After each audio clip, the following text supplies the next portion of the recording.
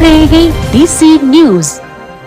की असीम संभावनाएं हमारे पास विद्यमान है, जिनका भरपूर सदुपयोग करते हुए हम लोग पर्यटन क्षेत्र में उत्तर प्रदेश को अग्रणी रूप में अपने को पर्यटकों के सामने प्रस्तुत कर सकें। इसके लिए सरकार ने तमाम बहुआयामी परियोजनाओं को नई नई स्वीकृतियां देने के लिए आज 4 बिंदुओं पर निर्णय लिया है माननीय मंत्रिपरिषद के द्वारा, जिसमें एक तो हमारे पास अलकनंदा के रूप में उत्तराखंड के हरिद्वार में पर्यटक गृह था, जो बंटवारे के बाद उत्तराखंड सरकार के पास चला गया था। माननीय उच्चतम न्यायालय में डिस्प्यूट उसके लिए हुआ, प्रदेश सरकार गई, बाद में दोनों स्टेट की सहमति के आधार पर उसमें लगभग 3000 वर्ग मीटर में उसी परिसर में हमें स्पेस उपलब्ध हुआ, जिस पर जो राजमार्ग 46 के रूप में जाना जाता है, इसका 4 लेन उच्चीकरण, अनुरक्षण, सार्वजनिक निजी सहभागिता से कराने का वित्तीय प्रस्ताव आज स्वीकृत हुआ है।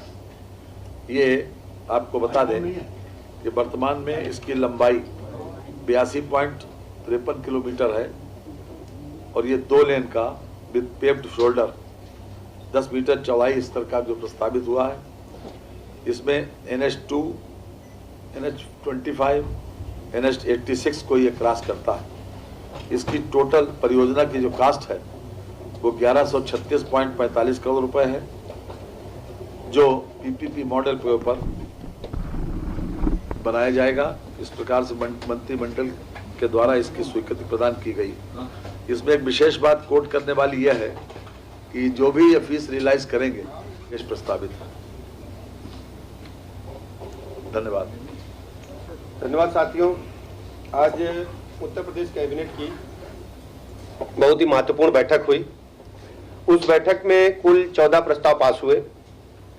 4 प्रस्तावों के बारे में हमारे आदरणीय पर्यटन मंत्री जी ने और लोक निर्माण विभाग की जो महत्वपूर्ण एक परियोजना थी उसके बारे में आदरणीय वित्त मंत्री हमारे वरिष्ठ साथी आदरणीय खन्ना जी ने पूरा आपको बताया है।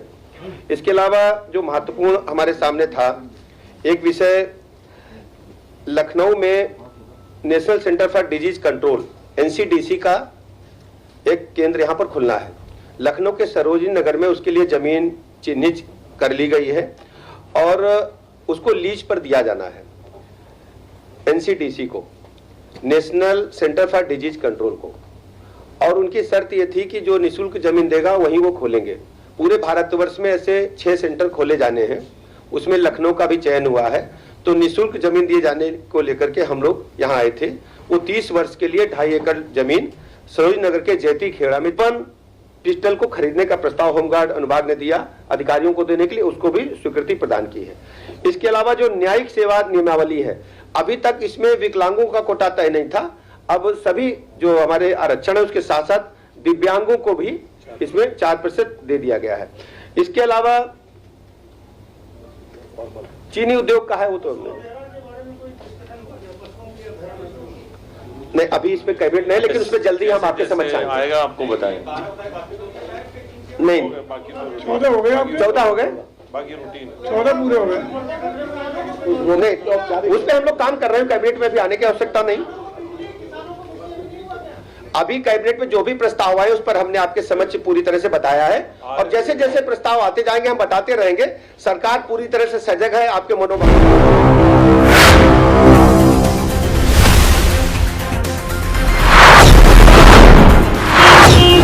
आप देख रहे हैं डीसी न्यूज।